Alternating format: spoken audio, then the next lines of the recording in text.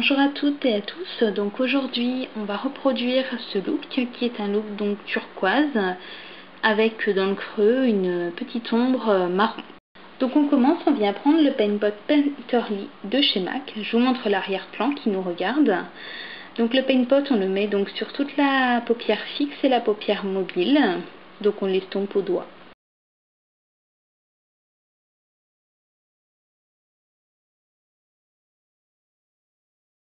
On en met également en ras de cils inférieur pour permettre de bien accrocher les fards.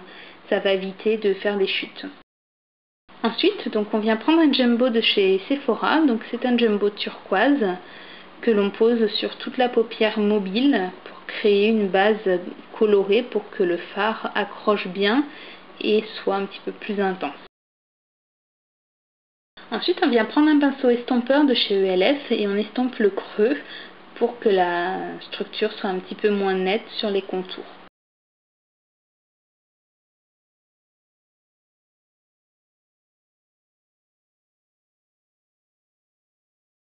On va venir prendre ensuite la palette Book of Shadows d'Urban Decay et prendre le fard Jinx qui est un fard turquoise satiné.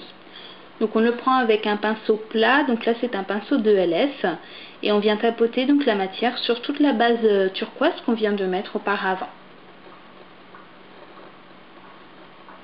On tapote bien pour éviter les chutes.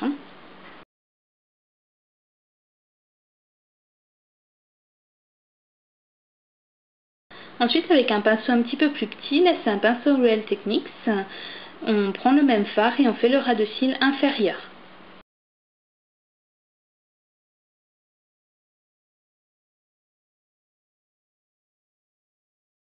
Ensuite, avec un fard beige mat, ici c'est le fard brûlé de chez MAC, on le met donc dans le creux et jusqu'au sourcil pour permettre une estompe plus facile des fards du creux.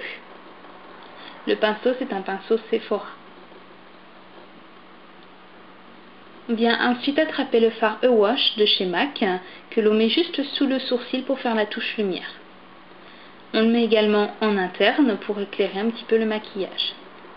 Ici, c'est le fard Corps du Roi de chez MAC, que l'on vient mettre dans le creux avec un pinceau estompeur.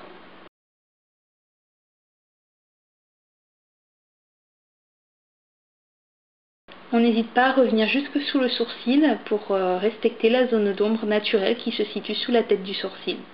On en rajoute un petit peu dans le creux fin pour pouvoir avoir une structure plus définie dans le creux. Ensuite, on va prendre ce pigment, donc Anju de chez Inaz Cosmetics, avec un pinceau 217 de chez MAC, donc un pinceau estompeur, et on vient le mettre dans le creux fin. C'est juste pour donner un petit côté bleu marine irisé, pour redonner un petit peu plus de structure dans le creux.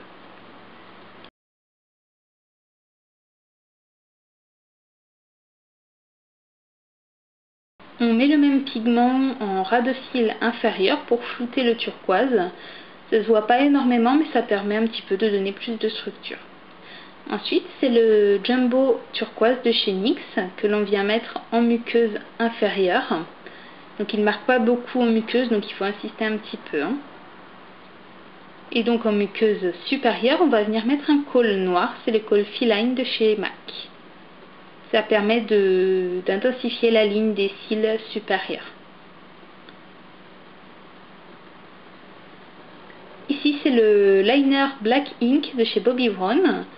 Donc on va tracer un trait de liner assez épais, noir, en ras de cils supérieur, pour intensifier la ligne des cils toujours.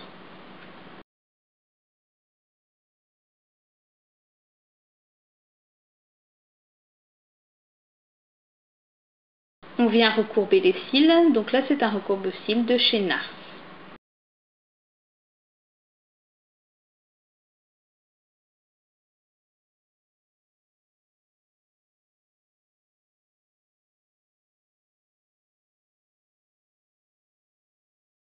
On passe ensuite au mascara, c'est un mascara Yves Saint Laurent, l'effet fossile en noir.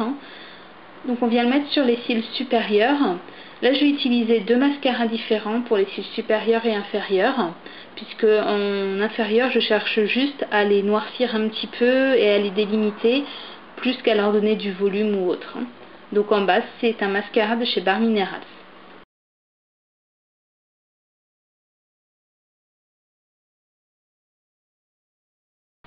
Voilà ce que ça donne. Sous une autre lumière, je suis désolée, c'est un petit peu flou. Et voilà le look, j'espère que la vidéo vous aura plu et je vous dis à bientôt.